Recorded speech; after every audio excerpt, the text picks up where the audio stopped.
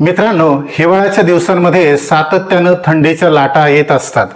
अनेक भागात अवकाळी पाऊसही होत असतो, त्यात गारपिटीचाही धोका असतो। यंदाही या सर्व घडामोडी उत्तर भारतापासून आपल्या महाराष्ट्रापर्यंत होत राहणार आहेत। त्याचं कारण नेमकं काय असतं हे आपण आज अगदी सोप्या पद्धतीने सांगणार आहोत। आणि महत्त्वाचं म्हणजे भारतात हिवाळ्यात होणारा पाऊस किंवा थंडीच्या लाटा आणि गारपीट या सगळ्या घटनांमध्ये पाकिस्तानचं कनेक्शन नेमकं काय असतं याचं रहस्यही आपण आज उलगडणार आहोत। नमस्कार मित्रांनो, बातमीची स्टोरी खरी आणि भारी या आपल्या यूट्यूब चॅनलच्या हवामान अपडेटमध्ये तुमचं मनपूर्वक स्वागत। हिवाळ्यात थंडी कुठून येते आणि काय येते याचंही उत्तर आज आपण देणार आहोत। त्यासाठी मित्रांनो हा व्हिडिओ संपूर्ण पहा। असेच माहितीपूर्ण व्हिडिओ पाहण्यासाठी आपल्या चॅनलला सबस्क्राइब करा। हा व्हिडिओ आवडल्यास लाईक नक्की करा। मित्रांनो, हिवाळ्याच्या दिवसांमध्ये थंडी पडणारच, त्यात नवीन काय असं तुम्हाला वाटेल, पण मुळात हा हिवाळा काय येतो आणि थंडीच्या लाटा कुठून येतात, अचानक थंडी कमी होऊन पाऊसही होत असतो, याचं कारण भारतापासून हजारो किलोमीटर दूर आहे। आणि त्यात फक्त पाकिस्तानच नाही तर इराण, इराक आणि अफगाणिस्तानचंही कनेक्शन आहे। चला तर थेट विषयाकडे जाऊ। हिवाळा काय येतो हे पहिलं थोडक्यात समजावून घेऊ। तुम्हाला माहीतच असेल, आपल्या पृथ्वीचे उत्तर गोलार्ध आणि दक्षिण गोलार्ध असे दोन भाग आहेत।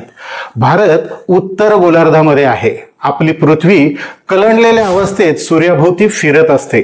सूर्याभोवती वर्षाला ती एक फेरी पूर्ण करते। वर्षातले काही दिवस उत्तर गोलार्धावर सूर्याची किरणं सरळ न येता तिरपी येतात, त्यामुळं साहजिकच उत्तर गोलार्धात तापमान कमी होतं। याच कालावधीला आपण हिवाळा असं म्हणतो। मग आता थंडीच्या लाटा कुठून येतात किंवा या काळात अवकाळी पाऊस का होतो याचं उत्तर आता आपण पाहू।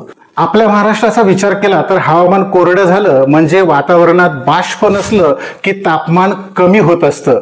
पण भारताच्या उत्तरेकडून अतिथंड वाऱ्यांचे प्रवाह येऊ लागले की महाराष्ट्रातही थंडीच्या तीव्र लाटा येतात। पण मुळात उत्तर भारतामध्येच थंडीच्या लाटा कुठून येतात आणि याच भागात हिवाळ्यातही पाऊस कोण आणतं या प्रश्नाचं उत्तर अतिशय रंजक आहे। तेच आपण समजावून घेऊ।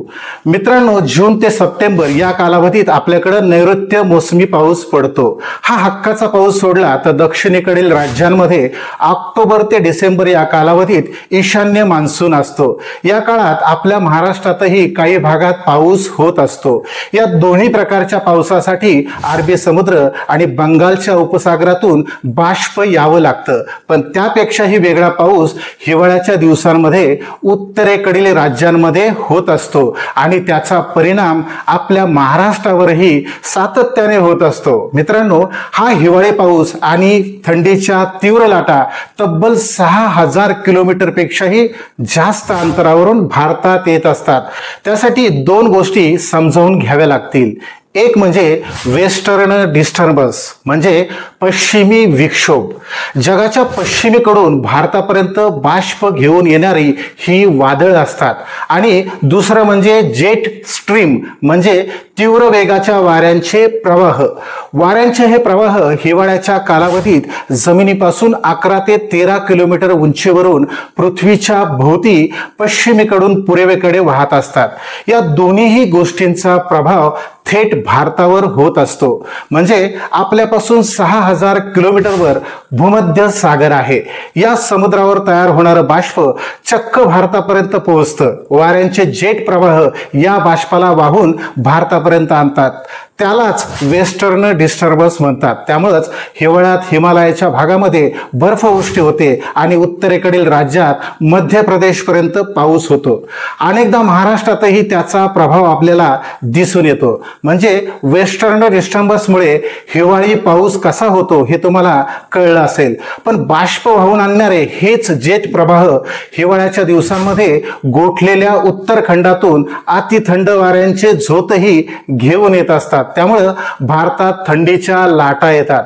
आता या सगळ्यांमध्ये इराण, इराक, अफगाणिस्तान किंवा पाकिस्तान यांचं कनेक्शन काय हे थोडं समजावून घेऊ. मित्रांनो, हिवाळ्यातल्या पावसासाठी वेस्टर्न डिस्टर्बन्स कारणीभूत असतात. त्यासाठी लागणारं बाष्प भूमध्य सागराबरोबरच काळा समुद्र आणि कॅस्पियन समुद्रातून येत असतं. त्याला वाहून आणायचं काम जेट प्रवाह करतात.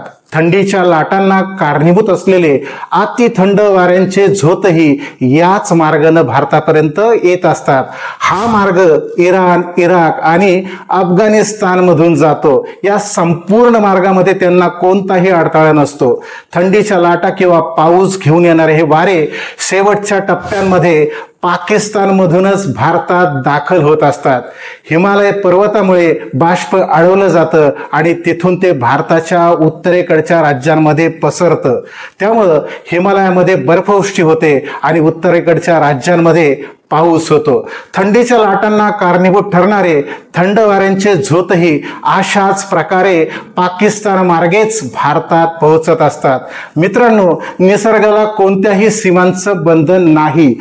जगभरातल्या वाऱ्यांचे मार्गही पृथ्वीच्या निर्मितीपासूनच ठरलेले आहेत.